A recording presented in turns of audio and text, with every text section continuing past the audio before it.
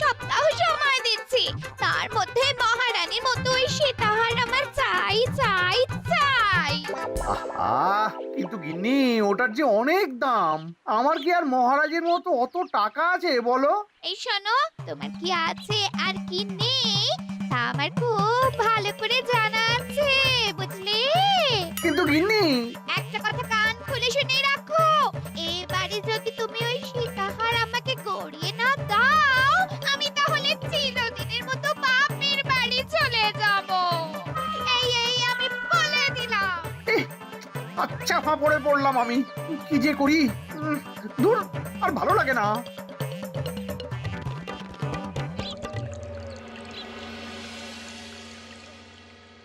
আজকে তোমাদের সকলের কাছে আমার একটা প্রশ্ন আছে। বলুন মহারাজ।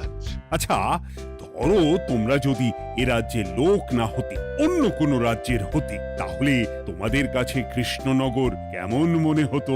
মহারাজ, এক কথায় বলতে গেলে সমৃদ্ধ শক্তিশালী রাজ্য। বেশ, তা হঠাৎ এমন প্রশ্ন মহারাজ? আসলে বেশ কিছুদিন ধরেই আমি একটা কথা ভাবছিলাম। ঈশ্বরের দয়ায় আমাদের সবই আছে, তবু রাজ্যকে আরো শক্তিশালী ও অন্যান্য রাজ্যের সাথে সুসম্পর্ক বজায় রাখা একটা রাজধর্মে পড়ে। ঠিক বলেছে। ঠিক বলেছেন। বলি, তুমি কি এসব কথা কখনো ভাবো মন্ত্রী? হ্যাঁ মানে আগে রোজ না, কিন্তু কখনো সখনো বোধহয় ভেবেছিলাম। কবে শুনি?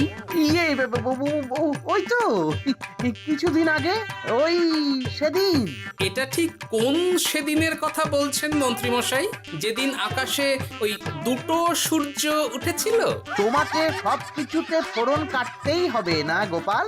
হ্যাঁ, কি আর করি বলুন, আপনার কষ্ট যে আর সহ্য হয় না। যাই হোক, মুদ্রা কথা হলো, এসব কথা মাথায় রেখে এখন আমাদের কিছু করা উচিত। কিন্তু কি করা উচিত সেটা আমি ঠিক বুঝতে পারছি না। এই একটা করে রসগোল্লা খাওয়ালে কেমন হয়? এই, তুমি থামবে? মহারাজ, আমার কাছে একটা উপায় আছে। 10 দিনের একটা মিলন মেলার আয়োজন করলে কেমন হয়? খুব বাজে হবে। একটা মেলা কত ঝামেলার কাজ সেটা বোঝো? একেই কত খরচ, তার উপর আবার অনেক লোক। মোটেই না, এটা তো দারুণ বুদ্ধি দিয়েছো গোপাল। এমন কিছুই তো চাইছিলাম। দূর, আর সবকিছুই আমার বিপক্ষে মনে হয়। দিনটাই খারাপ, আমি বরং চুপই থাকি। তাহলে সবাই শোনো, 1 সপ্তাহ পর কৃষ্ণনগর এক বিরাট বড় মিলন মেলার আয়োজন করছে, আর তার জন্য লোকজনকে নিমন্ত্রণ করার কাজ দেখবে গোপাল। যথা আজ্ঞা মহারাজ। আর মন্ত্রী, ভালো করে শুনে রাখো, মেলা প্রাঙ্গণ সাজানো, ঠিকঠাক নিরাপত্তা, এসব তোমার দায়িত্ব। আচ্ছা, কিন্তু বলছিলাম যে সবকিছু ভালো করে করতে গেলে খরচও তো। ওসব নিয়ে তোমাকে চিন্তা করতে হবে না। যত খরচই হোক আমাকে বলো, আমি দেব। আরে বাস, তো দারুণ ব্যাপার। এই ফাঁকে যদি কিছু আমারও লাভ হয়ে যায়, তাহলে গিন্নির গলার হারটার কিছু একটা করতে পারবো। বেশ, তাহলে প্রত্যেকে নিজেদের কাজ শুরু করে দাও।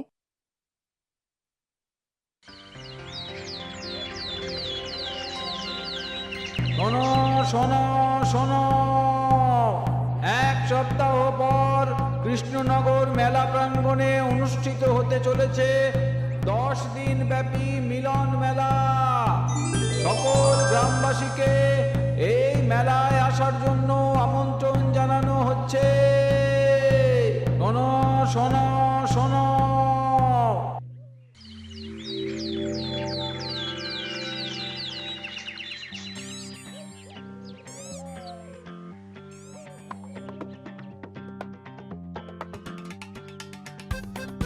বাহ বাহ বাহ, ঠিক যেমনটা চেয়েছিলাম তেমনটাই হয়েছে।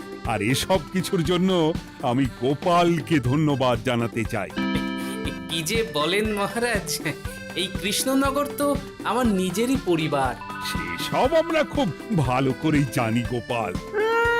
আদিক্ষেতা একেবারে উতলে পড়ছে, এসব দেখে গা জ্বলে যায়। তোমার এই এত ভালো বুদ্ধি দেওয়ার জন্য আমি তোমাকে 50টি স্বর্ণমোহর উপহার দিতে চাই। এটা কি হলো? এরকম হলে কিন্তু আমি খেলবো না। কেন মন্ত্রী, তোমার আবার কি হলো? আমিও তো মেলায় খেলবো না। কেন মন্ত্রী, তোমার আবার কি হলো? আমিও তো মেলার আয়োজন করেছি, তাহলে গোপাল একা কেন উপহার পাবে? সে তো মেলার জন্য অনেকেই কাজ করেছে, কিন্তু আসল বুদ্ধিটা তো দিয়েছে গোপালই। মন্ত্রী মশাইয়ের বোধহয় খুব হিংসা হচ্ছে। ঠিক আছে মহারাজ, আপনি বরং এই উপহার সকলের সাথে ভাগ করে দিন। না গো, কোনো ভাগ চাই না, তোমার উপহার তুমিই রাখো। যত সব।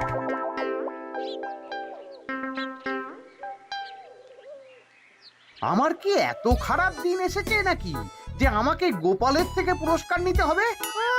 অনেক হয়েছে। না না না, এবার আমাকেই কিছু ভাবতে হবে মনে হচ্ছে।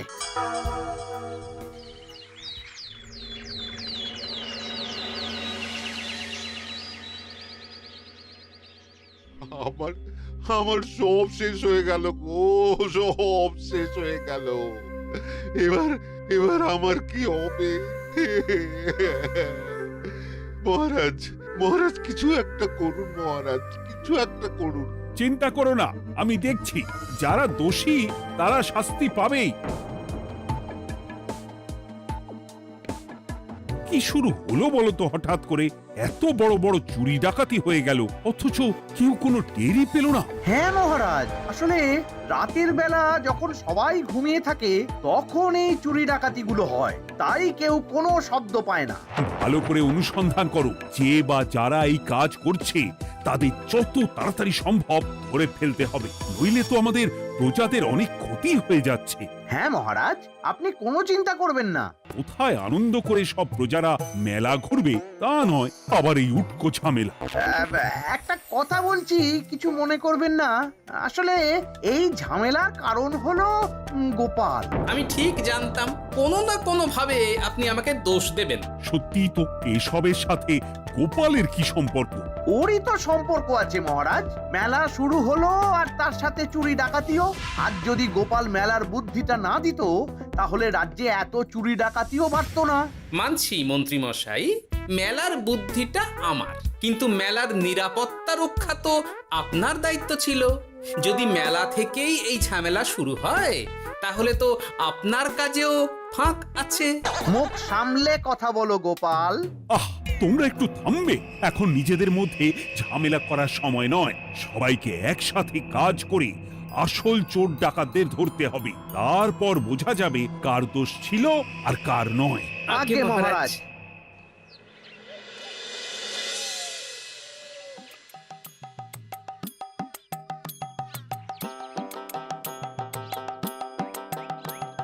এই তো তুমি এসে গেছো।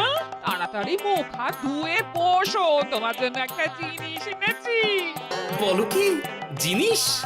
আরে আরে একটু অপেক্ষা করোই না, আমি আনছি। হ্যাঁ বেশ, আনো তাহলে। এই নাও, খাও। মিষ্টি দই। হ্যাঁ গো, খেয়ে দেখো তো কেমন। দারুণ সুন্দর স্বাদ তো গিন্নি। কোথা থেকে এনেছো? ভালো, মেলা থেকে এনেছি। ও জানো, বিনা পয়সায় গো। বিনা পয়সায়? তা কে দিল শুনি? আমি সুজন দইওয়ালা, বড় ভালো ছেলে। শুধু আজ নয়, ও রোজই মানুষকে ভালোবেসে না বিনা পয়সায় দই খাওয়ায়। হ্যাঁ বাবা, বেশ অবাক করা কাণ্ড। আসলে সুজনের দেশের বাড়িতে অনেক জমি জমা, গরু মোষ আছে। ও তাই বলে ওর টাকা পয়সার নাকি কোনো দরকার নেই, তাই ও বিনা পয়সায় খাওয়ায়। হ্যাঁ বুঝলাম। বাবা, খুব ঘুম পাচ্ছে এখন। ও গিন্নি, শোনো না, আমি বরং একটা ঘুম দিই এখন, বুঝলে? তুমি বরং বিকেলে আমায় একটু ডেকে দিও, ওর কাজ আছে। আচ্ছা বেশ। তোমাদের জন্য সেটাই ভালো, কারণ এমনিতেই মহারাজ চোর ডাকাত ধরার জন্য প্রহরীর ব্যবস্থা করছে পুরো রাজ্যে। না না না, সে নিয়ে আপনি চিন্তা করবেন না।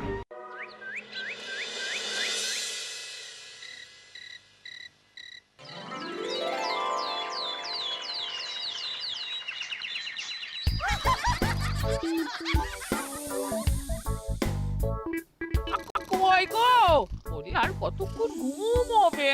সকাল তো হয়ে গেল। সে কি গিন্নি, সকাল? তোমাকে যে আমি কতবার বললাম আমাকে বিকেলে ডেকে দেবে। তা বলি কবেকার বিকেল? গতকালে না আজকে? তোমার বুদ্ধিতে কি বলে গিন্নি? আমার বুদ্ধি নিয়ে কথা বলো, আগে নিজের ঘুমকে দেখো।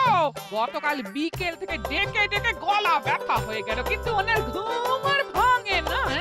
হতেই পারে না। পারে না? ওদিকে কাণ্ড দেখো, রাতের খাবার পর্যন্ত পড়ে আছে। হ্যাঁ, আজব কাণ্ড। যাই হোক, অনেক দেরি হয়ে গেছে বুঝলে, আমাকে এক্ষুনি রাজসভার জন্য বেরোতে হবে।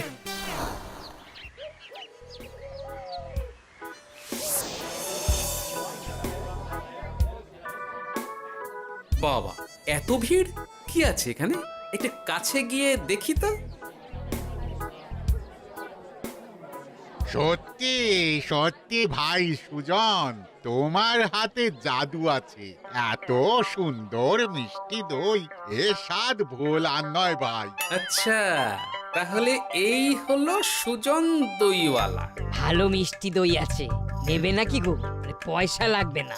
জানি তো, সত্যি দারুণ স্বাদ এই দইয়ের। আমি খেয়েছি তো। তবে আজ নেব না গো, কাল এসে নিয়ে যাব। আচ্ছা আচ্ছা আচ্ছা।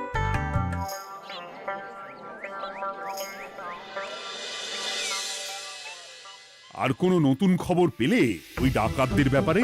না মহারাজ, এখনো ঠিক ধরতে পারিনি। ওরা বোধহয় বুঝতে পেরে গেছে যে আমরা খোঁজ করছি। মহারাজ, আমার মাথায় একটা নতুন বুদ্ধি এলো। রাতের বেলা করে সব বাড়িতে পাহারা দেওয়া শুরু করলে কেমন হয়? সব চুরি তো রাতেই হচ্ছে। আরে, এ তো দারুণ বুদ্ধি। কিন্তু মহারাজ, আমাদের রাজ্যের প্রহরীরা রাতের বেলা কি করে পাহারা দেবে? কেন কেন, কি সমস্যা? অনেক সমস্যা আছে। তাদের শরীর খারাপ হতে পারে, তার চেয়েও বড়, রাত জেগে থাকলে দিনে তারা সকলে ঘুমোবে, তখন পুরোটাই বেকার হবে। কিচ্ছু বেকার হবে না মন্ত্রী মশাই, আমাদের প্রচুর সেনা আছে, তাদের সকলকে দায়িত্ব ভাগ করে দিলেই হয়ে যাবে। তুমি বেশি বোঝো। গোপাল তো কিছু ভুল বলেনি মন্ত্রী, আমরা পাহারা বাড়াবো। আমি আজই সব সেনাদের সাথে কথা বলছি। সেনাপতি, তুমিও এ ব্যাপারটা একটু দেখো। যথাজ্ঞা মহারাজ।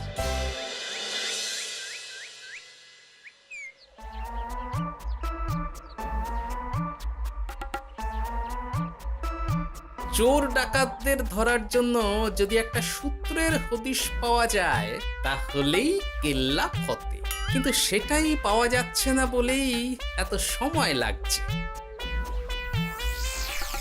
আরে, ওটা মন্ত্রী মশাই মনে হচ্ছে না? আড়ালে দাঁড়িয়ে এরকম কার সাথে কথা বলছে? এবার আমি যা বলছি ভালো করে শোনো। আজ রাতে মেলার পিছনের দিকে যে মাঠটা আছে সেখানে চলে এসো। বাকি কথা ওখানেই হবে। এই জায়গা নিরাপদ নয়। বেশ রহস্যজনক ব্যাপার। মেলার পিছনের মাঠ বলল না?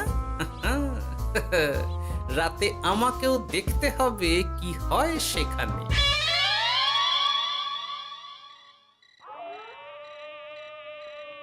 উফ, কি মশা রে বাবা! কখন থেকে দাঁড়িয়ে আছি, মন্ত্রী মশাইয়ের পাত্তা নেই কেন?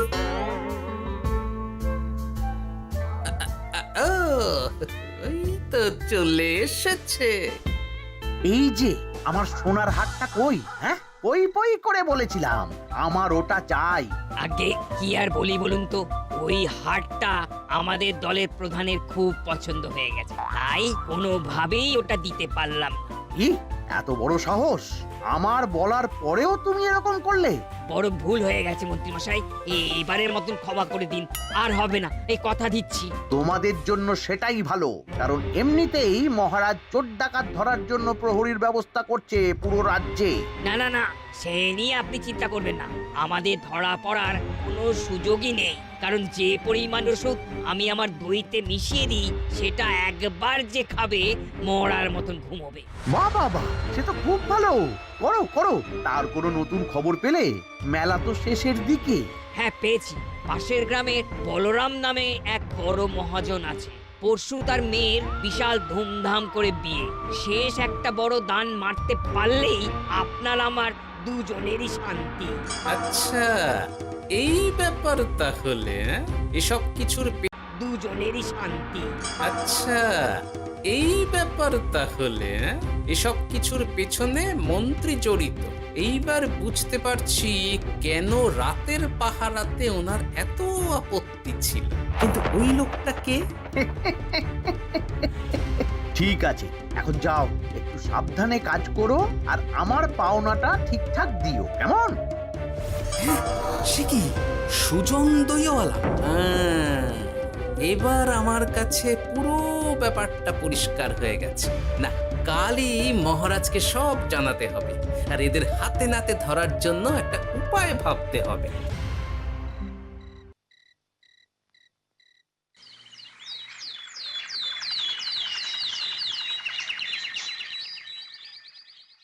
আরে এসো এসো, তোমার জন্যই তো অপেক্ষা করছিলাম। কি এমন জরুরি কথা আছে যে একান্তে দেখা করতে চাইলে? কোন মুখে বলি মহারাজ, সর্ষের মধ্যেই যখন ভূত তখন আর কি। মানে একটু খুলে বলো তো কি হয়েছে? আমাদের রাজ্যের এই এত বড় বড় চুরি ডাকাতির পিছনে কারা আছে সেটা আমি জানতে পেরে গেছি মহারাজ। হ্যাঁ, এ তো দারুণ খবর। তাহলে আমরা এখানে কি করছি? এখনই তাদেরকে গিয়ে বন্দি করি?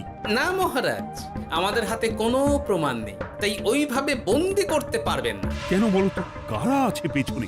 সেটা আপনি নিজের চোখেই দেখে নেবেন পরে। তবে এটা জানিয়ে রাখি, আমাদের মন্ত্রী মশাইও যুক্ত আছেন। কি? আমাদের মন্ত্রী? এত বড় বিশ্বাসঘাতকতা! আমি এখনই নিজের হাতে ওকে বন্দি করতে চাই। না না না না মহারাজ, সেটা করলে বাকি ডাকাতদের ধরতেই পারবেন না।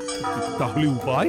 আমি জানতে পেরেছি এই ডাকাতদের পরের নিশানা হলো পাশের গ্রামের বলরাম মহাজনের বাড়ি।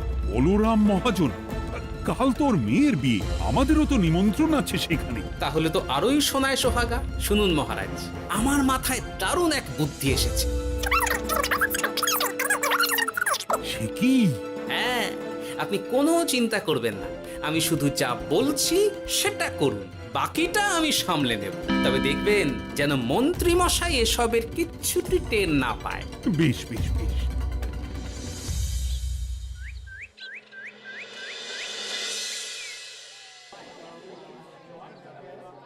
আর তো কিছুক্ষণ, এরপরেই তো সন্ধে নামবে। তোমার সবকিছু তৈরি তো? হ্যাঁ মহারাজ। আরে মহারাজ আর গোপাল কানে কানে এত কি কথা বলছে, আমাকেও জানতে হবে সেটা। ওই যে আসছে মরকটটা, আমার আর ওকে এক মুহূর্ত সহ্য হচ্ছে না। মনে হচ্ছে গুদুম গুদুম করে ওর মাথায় গাঁটটা মারি। শান্ত হন মহারাজ, দয়া করে শান্ত হন আর একটুখানি, তারপর আপনি মন্ত্রী মশাইয়ের সাথে যা ইচ্ছে করবেন। ওর আমি বরং অন্যদিকে যাই, মুখ দেখলেই আমার মাথাটা গরম হয়ে যাচ্ছে। সেই ভালো। কি হলো ব্যাপারটা? যাই হোক, আর তো কিছুক্ষণ, তারপর আমার বিশাল লাভ হবে। বরং ততক্ষণ আমি পেট পুজো করি।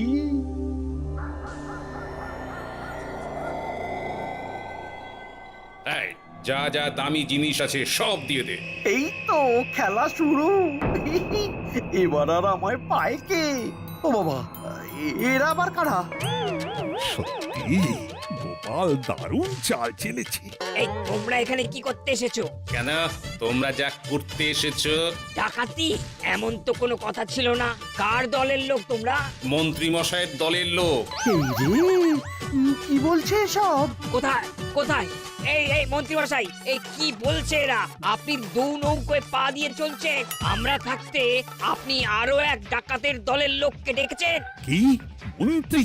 শেষে কিনা তুমি? কি খেয়েছে রে, আর বোধহয় বাঁচতে পারবো না। কই, চুপ কেন? বলুন, মন্ত্রী মশাই সোনার হার ডাকাতি করে আপনাকে দেওয়ার জন্য এখানে ডেকেছেন। কি সোনার হার? আমাকেও তো একই কথা বলেছে। আপনি আমাদের থেকে খবর নিয়ে অন্য দলকে কাজ দিয়েছেন। না না, মিথ্যে কথা। কিসের মিথ্যে? আপনি ছাড়া তো আর কেউ জানতো না এখানের কথা। না গো, আমি শুধু তোমাদেরকেই কাজ দিয়েছি একদম শুরু থেকে। আর কোনো ডাকাতের দলকে আমি চিনি না, আমি তো নিজেই প্রথম শুনছি। মন্ত্রী, লজ্জা করে না তোমার? তুমি আমার প্রজাদের এইভাবে ঠকাচ্ছিলে। ইয়ে মানে আর কোনো ডাকাতের দলকে আমি চিনি না। আমি তো নিজেই প্রথম শুনছি। মন্ত্রী, লজ্জা করে না তোমার? তুমি আমার প্রজাদের এইভাবে ঠকাচ্ছিলে। ইয়ে মানে মহারাজ, আমি আসলে অনেক হয়েছে মন্ত্রী মশাই, আপনি ধরা পড়ে গেছেন। প্রহরী, বন্দি করো সবাইকে, আর মন্ত্রীকেও। আমাকে ক্ষমা করে দিন মহারাজ, আমি ইচ্ছা করে এটা করিনি। আসলে আমার গিন্নি কদিন ধরেই মহারানীর সীতাহারের মতো দেখতে হার বায়না করেছে। তার জন্য তুমি নিজেদের লোকেদের থেকেই চুরি করবে? আর কি করব বলুন, এক সপ্তাহের মধ্যে হার না দিলে বাড়ি ছেড়ে চলে যাবে বলেছে। তাই আমি এখন আপনি যেটা করেছেন সেটা যদি আপনার গিন্নি জানতে পারে তাহলেও বাড়ি ছেড়ে চলে যাবে। শাস্তি তো তোমাকে পেতেই হবে মন্ত্রী। আয়, কে আছো?